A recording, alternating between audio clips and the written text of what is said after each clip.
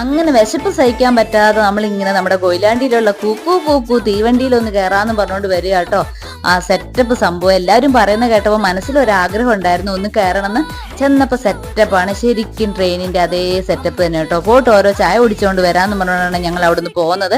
അതിൻ്റെ ഉള്ളിൽ കയറിയപ്പോൾ ഭയങ്കര ഹാപ്പി ആയിട്ടോ. നമ്മൾ എങ്ങനെയാണോ ട്രെയിനിൽ കയറുന്നത് അതേപോലെയുള്ള എല്ലാ സംഭവങ്ങളും അവിടെയുണ്ട്. എന്നാൽ പിന്നെ ഒരു ചായ കുടിക്കാന്ന് വിചാരിച്ചോടത്തൊന്ന് മാറ്റി ഓർഡർ ചെയ്തു കേട്ടോ. നമ്മൾ ഫ്രൈഡ് റൈസ്, ചിക്കൻ, അങ്ങനത്തെ കുറച്ച് സംഭവങ്ങളൊക്കെ പോരട്ടെ പറഞ്ഞേ. അപ്പൊ അടുത്തിരിക്കുന്ന ആൾക്കാർ മീൻ പൊള്ളിച്ചതിന് ഓർഡർ ചെയ്യുന്ന കേട്ടപ്പോൾ കൊതി വന്നേ. അപ്പൊ നമ്മളൊരു മീൻ പൊള്ളിച്ചതിന് പറഞ്ഞു കേട്ടോ. ഉണ്ണിക്കുട്ടൻ വലിയ ജാടയൊക്കെ കാണിച്ച് കോലിലും കൊമ്പിലൊക്കെ കുത്തി തിന്നാൻ നോക്കുന്നുണ്ടേ.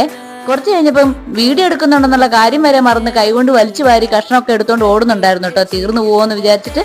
അങ്ങനെ നമ്മൾ നല്ല രീതിയിൽ വയറ് നിറച്ച് ഫുഡൊക്കെ കഴിച്ച് കൊച്ചു കൊച്ചു കഥകളൊക്കെ പറഞ്ഞ് അങ്ങനെ ഇരുന്നു കേട്ടോ. എന്തായാലും സെറ്റപ്പ് സംഭവം കേട്ടോ, കുഴപ്പമൊന്നുമില്ല.